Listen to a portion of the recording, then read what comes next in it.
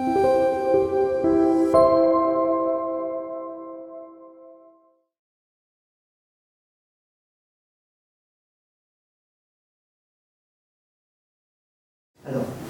on va tout de suite rentrer dans le sujet. L'entreprise, comment elle régit son comportement?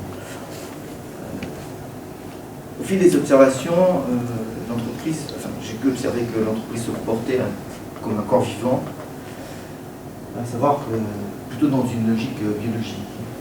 Elle naît, elle croît, atteint sa maturité, se transforme, s'adapte, disparaît. Ça, c'est sa logique. Et son comportement est régi par deux principes. D'abord, les lois organiques qui fondent son existence, et aussi par l'action des hommes et des femmes qu'il a créés, et tout ça en interaction avec son environnement. Ce qui veut dire que, pour le représenter graphiquement, l'entreprise des ressources humaines se trouve entre deux lieux d'influence, les évolutions du droit, les choix politiques, ici les décisions réglementaires institutionnelles, et puis ces choix stratégiques, industriels, d'organisation financière, et c'est dans ce couple-là qu'elle décide de ces orientations. D'un point de vue sociologique, on va dire que toutes les entreprises, qu'elles soient petites, grandes, moyennes, qu'elles soient chinoises, pakistanaises, françaises, américaines, etc., eh bien, au fil de l'observation, on constate que leur comportement est toujours le même, toujours identique. Et que c'est en quelque sorte un invariant par rapport à l'environnement. Alors maintenant, ça nous invite à interroger comment les problématiques environnementales et climatiques s'exercent sur l'entreprise. On recense l'iconographie, les effets économiques, le pouvoir réglementaire, la perception du risque et les évolutions sociologiques et culturelles qui sont, de façon exhaustive, les influences qu'elle peut recevoir liées à son environnement. Le pouvoir iconographique est un pouvoir extrêmement important, c'est le pouvoir de l'image. C'est un langage international, on va dire mondial, qui ne souffre pas de la barrière linguistique et qui est compris quelquefois la position que nous occupons à travers le monde. Avec des images qui habitent notre imaginaire, la croissance et quel prix, cette sécheresse avec la misère humaine, ces images-là également. Vous avez entre autres la pollution, qu'elle soit au niveau de l'air, etc. Il faut comprendre le pouvoir qu'a cette iconographie. Et pour illustrer ce pouvoir, je mets en rappel qu'une image a renversé l'opinion publique américaine lors de la guerre du Vietnam. Et c'est sur une image que s'est fait ce renversement. Ce qui explique pourquoi aujourd'hui les entreprises, à juste titre, recherchent une image positive et une image qui fait appel à ses valeurs environnementales et qui témoigne de sa préoccupation climatique. Sur le plan économique, on s'aperçoit que les effets climatiques et environnementaux ont un effet quasiment direct. On voit que par exemple le trafic aérien en Suède, depuis quelques mois, a considérablement baissé, s'est infléchi. On s'aperçoit aussi, et lors de l'évaluation qui a été faite aux États-Unis, et là on ne le voit pas, si on mesure l'impact économique des effets climatiques à l'échelle des États-Unis entre aujourd'hui et 2100, le poids économique de cet impact va représenter 10 points du PIB. On voit que dans le secteur automobile, les décisions de Dieselgate plus les décisions européennes vont rendre obsolètes, y compris les nouveaux modèles automobiles équipés de moteurs diesel dans les jours et années qui viennent. Il faut prendre en compte l'influence du pouvoir réglementaire. On s'aperçoit que par exemple, la fin du plastique transforme les paillettes, les pailles, etc. On voit aussi que l'Europe s'est dotée de nouvelles règles récentes en interdisant par exemple les procédés au mercure, ce qui a conduit par exemple une société dont j'ai été le conseil, qui est la société des potasses et produits chimiques d'Alsace, à transformer son procédé d'électrolyse pour produire du chlore et de la javel, d'un procédé mercure à un procédé membrane, qui a nécessité un investissement de 52 millions d'euros, ce qui est vraiment significatif et qui montre que, sous l'effet réglementaire, bien sûr, l'entreprise est amenée à s'adapter. Enfin, il y a un dernier élément qui est beaucoup plus contemporain et plus récent, c'est une aversion du risque qui est sans précédent dans le climat. Là, on a le phénomène de Bhopal, AZF, le grisol. Quelqu'un tout à l'heure rappelait l'aversion qu'il y a pour l'énergie nucléaire. ce qui n'est pas le cas de ma génération, puisque moi j'étais habité par le succès des travaux de Pierre et Marie Curie, mais je suis aussi, de façon presque schizophrénique, habité par Hiroshima. Donc si vous voulez, on est là dans une aversion au risque qui est un élément déterminant par rapport au comportement de l'environnement de l'entreprise. Les évolutions sociologiques sont marquantes dans la période que nous traversons. Le mouvement Extinction Rébellion, qui est un mouvement non violent, mais aujourd'hui, à l'échelle internationale, exprime et entrave un certain nombre de développements d'activités. Un mouvement comme Youth for Climate mobilise une part substantielle de la jeunesse qui trouve dans cette expression, je dirais, un assouvissement ou un épanouissement de leur vision. En 2018, il y a un manifeste qui est très important qui a été signé par 10 000 étudiants qui s'engagent à ne plus travailler pour les entreprises polluantes. C'est un manifeste qui est très long cours. J'ai eu la chance de rencontrer lors de notre colloque une personne qui avait signé ce manifeste récemment et qui montre qu'il y a un effet générationnel au niveau de la génération des étudiants par rapport à ces problèmes-là. Et ce mouvement-là a une influence également sur les dirigeants d'enseignement supérieur. Il faut se rappeler que tout récemment, 80 dirigeants d'établissements et 1000 enseignants ont signé un engagement le 7 juin 2019, c'est tout récent, à savoir qu'aucun étudiant ne doit pouvoir se valider une formation dans l'enseignement supérieur sans avoir compris les causes et conséquences du changement climatique et travailler à l'identification des solutions possibles. C'est dire si cet environnement a une influence, et y compris à l'intérieur des entreprises. On observe chez Amazon, 6 000 salariés lors de l'Assemblée générale signent un manifeste pour obliger Amazon à se prononcer et se positionner sur les questions environnementales. Alors, comment l'entreprise s'adapte? Bien, elle va procéder à des adaptations internes, maîtrise de ses activités, mais ce qui est vraiment nouveau, c'est l'évolution sociologique. Bon. L'apparition de nouveaux métiers, même si c'est naissant, émergent, mais ce n'est pas complètement abouti. L'introduction de nouvelles technologies, mais on a vu tout au fil du symposium que ces évolutions technologiques ne sont pas arrivées toutes à un niveau de maturité suffisant pour pouvoir véritablement pénétrer et transformer les activités. Bien sûr, les entreprises ont commencé à adopter leur marque employeur, tout simplement parce qu'il y a un enjeu générationnel de recrutement, et comme on l'a vu précédemment sous l'effet de la transformation sociologique des jeunes générations, 40% à l'échelle mondiale de moins de 25 ans nous rappelait l'intervenante pakistanaise sur la question de l'eau. On voit que l'entreprise a besoin de préparer l'avenir de ses activités par de nouvelles ressources.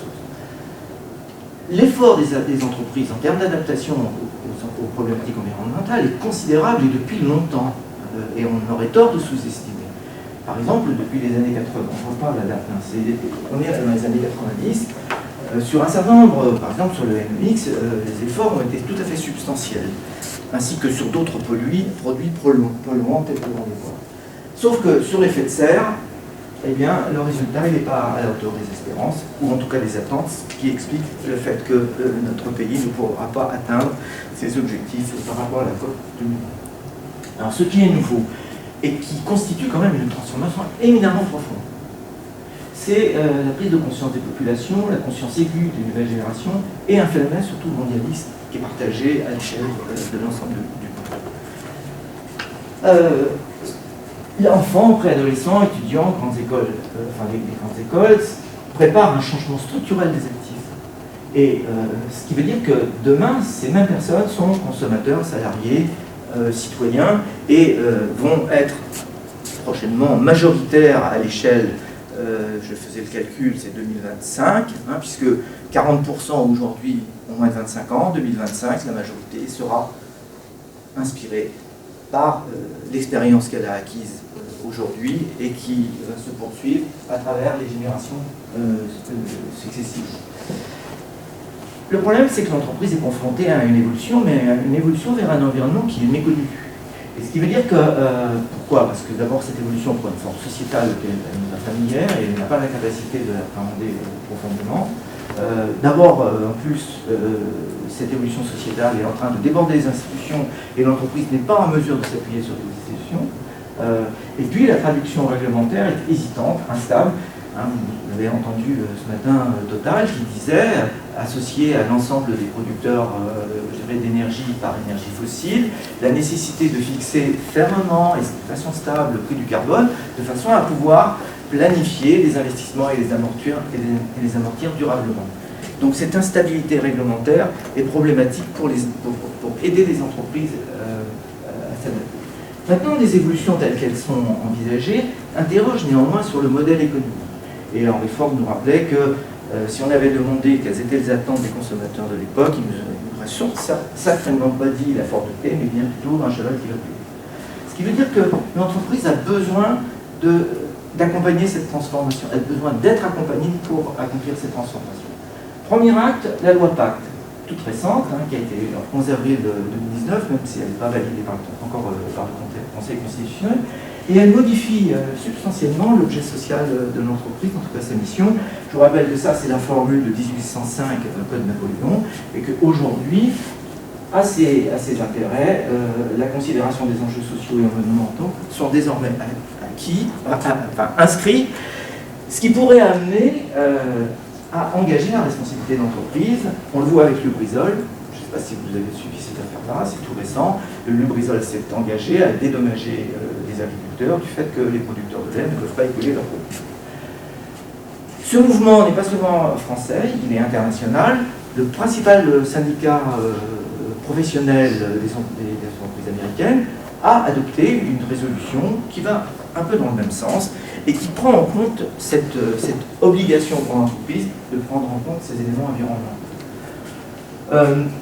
Le fondateur de Thinking Post nous rappelle qu'un modèle économique qui ne cherche plus à se réinventer est un modèle économique mort.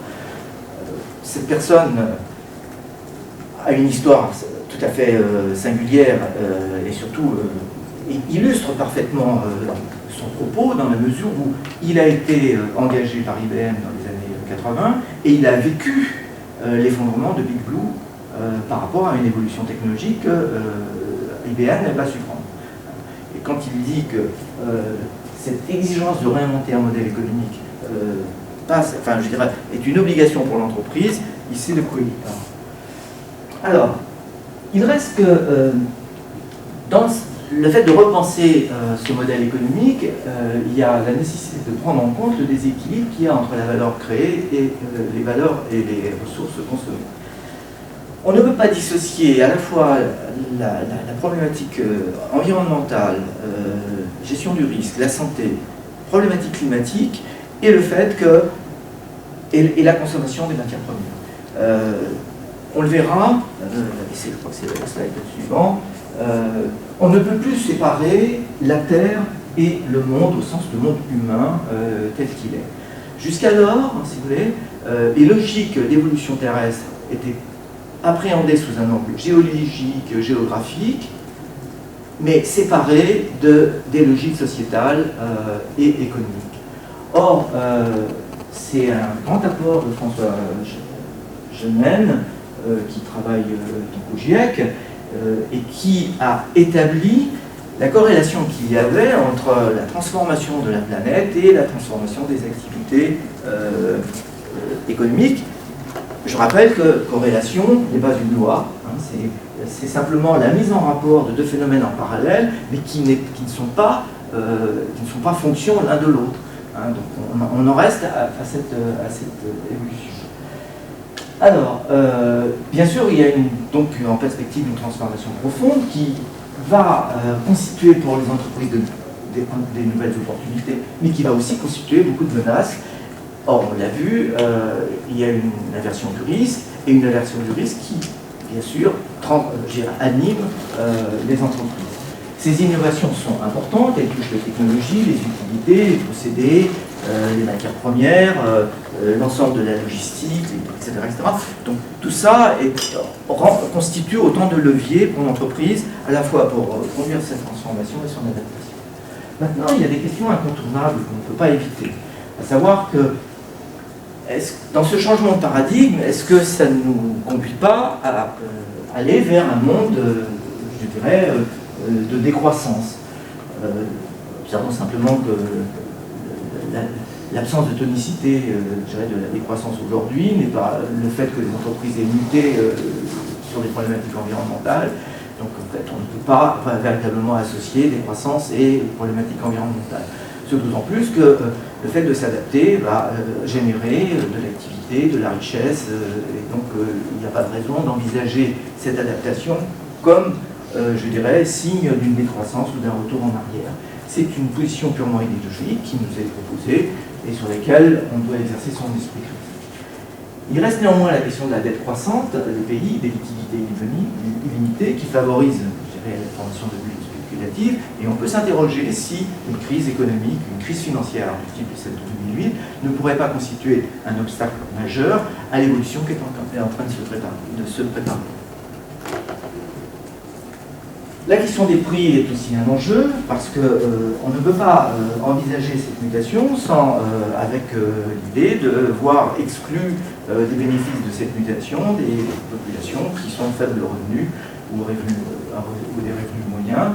Et c'est une problématique qui touche les inégalités. Et je vous renvoie au livre de Piketty sur Capital et idéologie, un livre tout à fait documenté et intéressant, et qui montre justement les tensions qui peuvent exister en termes d'inégalité, et qui sont des freins, on l'a vu avec les bonnets rouges, avec les gilets jaunes, qui sont des freins à cette évolution et transformation de l'activité. Enfin, les climato-sceptiques existent toujours, ils vivent très bien, et doit-on reconnaître que nous n'avons pas forcément tous les arguments pour les convaincre et les amener à la raison, même si un argument de poids devrait pouvoir y réfléchir, c'est que le risque sociétal et de confrontation interne à la société au niveau des populations pourrait là constituer un véritable risque auquel on ne peut pas échapper sans qu'on ait pu démontrer ou su démontrer la relation qu'il y a entre climat et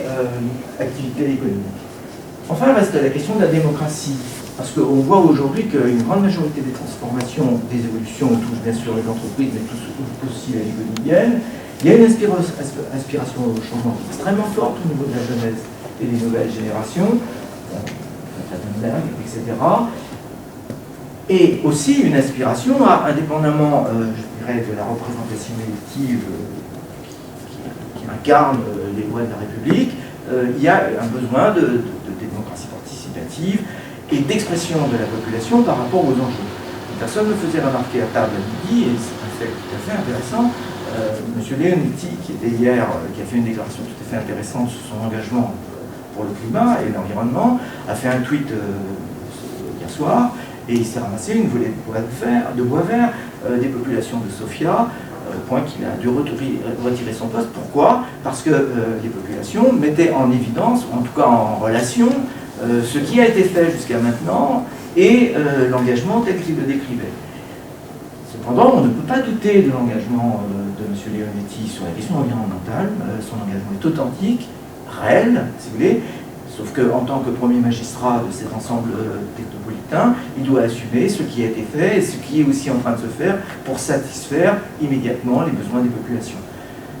Donc, si vous voulez, l'expression participative souffre d'un manque de filtre, ne permettant pas, je dirais, d'intégrer à la fois l'existant, le besoin d'adaptation et les enjeux prospectifs qui sont demain. Et c'est en ce sens, et c'est pour ça, ça me conduit à faire un plaidoyer pour les technopoles, en la mesure où les technopoles sont des lieux de recherche, réclamant une approche holistique, des lieux d'expérimentation, qui évite justement ces contre-coups au niveau des déclarations et d'appropriation, des lieux d'exercice de la démocratie où on peut, sous la forme d'agora, discuter de la mise en œuvre et des résultats, des lieux d'ingénierie et d'orientation financière, avec des organismes tels que BPI pour orienter la création des entreprises, et enfin des lieux de conseil et d'espace collaboratifs permettant de générer une culture entrepreneuriale de demain. Ces centres de fabrique des entreprises et d'innovation, et qui sont des lieux tout à fait privilégiés, et je dirais, les enjeux climatiques et environnementaux appellent à une mutation, à une transformation de ces lieux de formation et de création de l'innovation et des entreprises.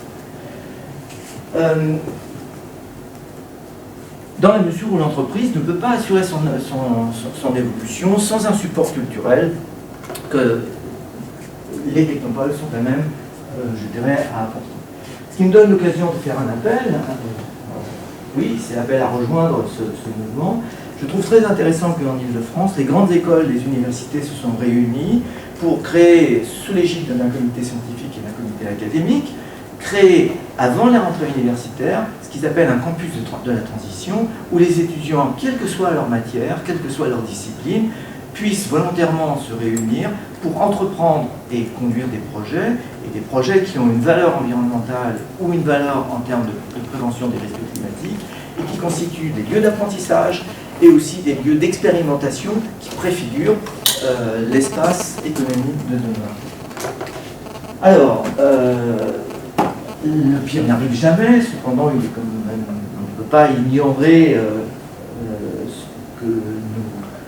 Enfin, on ne peut pas ignorer ce risque, et Daniel Cohen, dans son livre « La prospérité du vice », c'est une introduction inquiète à l'économie, nous rappelle que les désastres, il fait référence aux disparitions des sociétés, même si elles avaient un impact uniquement régional et pas mondial, comme ça l'est aujourd'hui. Ces désastres sont le résultat de 4 types d'erreurs: l'incapacité à prévoir les problèmes créés, à les identifier correctement quand ils se produisent, à manifester la volonté des résoudre une fois qu'ils ont été identifiés, et à y parvenir une fois que la volonté de le faire s'est manifestée. Et donc cette pensée, si vous voulez, jusqu'alors, habite mes travaux de conseil et ma réflexion sur ce que je vous propose autour des facteurs d'évolution de l'entreprise. Si vous avez des observations, des questions.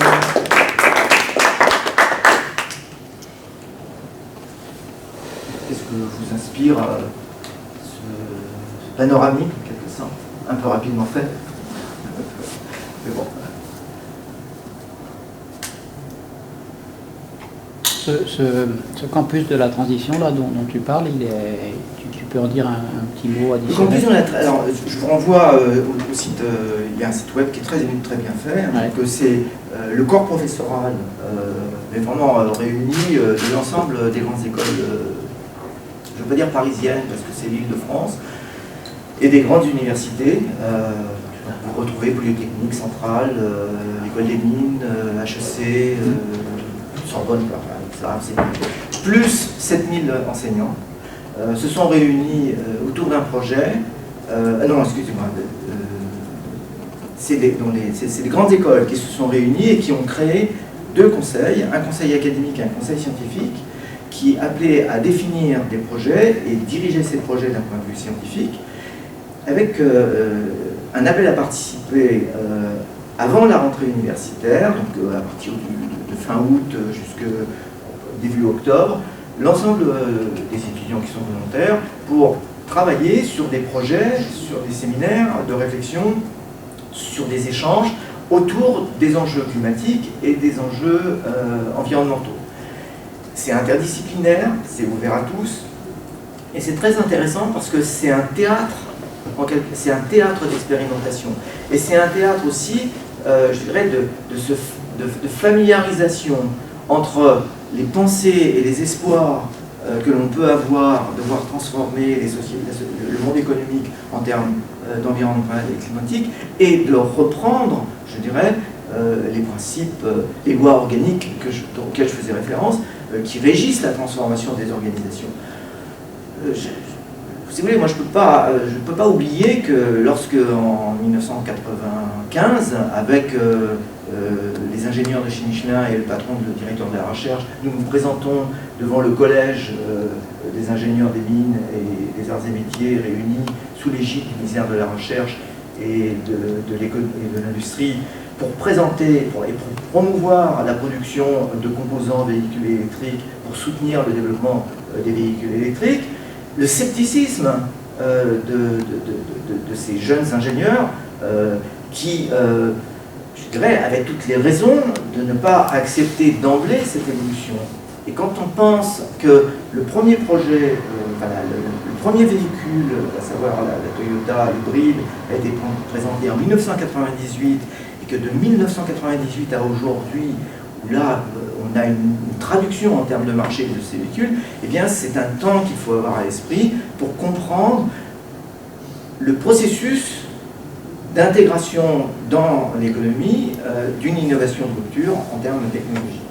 Et ce travail d'appropriation de ces processus est absolument indispensable pour armer les jeunes générations de managers de demain, les armer et surtout ne pas les conduire à désespérer parce que la volonté est une chose, mais la mise en œuvre obéit à des règles et quelquefois des règles organiques qu'il est difficile de dénouer et qu'il est difficile de dépasser. Alors sur ce plan-là, ce campus-là est très intéressant, c'est un modèle. Il me prend de rêver que sur le campus, sur la technopole de Sofia, qui se positionne dans une position d'innovation sur ces questions environnementales et climatiques, eh bien, un corps professoral, des ingénieurs, ils sont brillants, ils sont nombreux, puissent se réunir entre Schema, qui a vraiment une vocation d'école de commerce et de mise en œuvre de ces technologies, et puis l'école de Lille, l'INORIA, etc., puissent se réunir et organiser un campus qui permettrait à des entreprises de mettre en œuvre ou d'instruire des projets locaux, pas forcément qui révolutionnent, l'espace, mais qui leur permettent de faire cet apprentissage de la confrontation, à une évolution environnementale et de prise en compte des enjeux climatiques. Ça répond, Lionel? Oui, j'imagine que c'est... il y a beaucoup de numérique là-dedans. Le campus est ouvert du MOOC là-dedans, et puis probablement des lieux de rencontres physiques pour les étudiants. Oui. Non, mais le numérique a sa place, parce que de toute façon on est dans une société du numérique et c'est des outils collaboratifs qui sont tout à fait utiles. Mais en fait, l'orientation n'est pas essentiellement d'ordre numérique. C'est plutôt est-ce qu'il y a des projets de rupture, est-ce qu'il y a des innovations de rupture, est-ce qu'il y a des projets, comment dans un territoire donné on pourrait expérimenter des choses, que ce soit sur la mobilité, que ce soit sur la gestion des data, que ce soit sur la question de la protection des espèces végétales, des essences et espèces végétales sur un territoire donné, etc. Il y a de multiples problématiques qui seraient faciles d'instruire et qui constitueraient des théâtres d'expérimentation pour repenser, la formation universitaire. D'autres questions, un commentaire?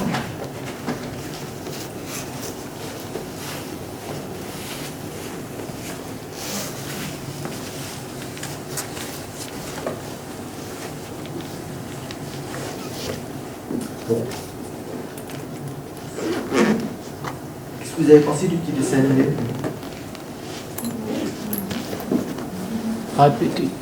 T'aurais mis une petite voix off, t'aurais été encore mieux. C'est bien, la musique est bien, il est sympa, il est explicite. Une petite voix, c'est compliqué, hein, c'est tout de suite un investissement additionnel, mais une voix off qui raconte un peu l'histoire, je pense que ça aurait été sympa.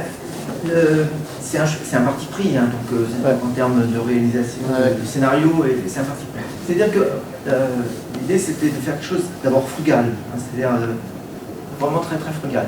Et puis de laisser, comme je l'ai dit tout à l'heure sur l'iconographie, c'est de laisser prospérer l'image et pas la brouiller par des mots. C'était ça l'idée. Alors bon, il y a quand même des mots puisqu'il y a du texte, mais par ce dépouillement, laisser l'imagination ouverte pour accueillir une histoire finalement qui synthétise, qui synthétise le propos. C'est-à-dire en fait, oui, bien sûr on est attaché à la création de richesse, mais on ne peut plus oublier que cette création de richesse se fait aujourd'hui en transformation d'un espace naturel de richesse qui est un système fermé. on ne peut plus imaginer cette séparation comme on le faisait avant, une transformation géographique de la planète, et de la Terre, et puis une transformation sociale et économique du monde humain. Les deux sont désormais liés. C'est le propos de M. Gemène. Je renvoie à son livre. C'est un livre tout à fait remarquable et qui nous invite à vraiment un changement de paradigme. Donc le propos était de dire, faisons quelque chose à minima. Mais effectivement, c'est un parti pris. On a vu pas mal de voix.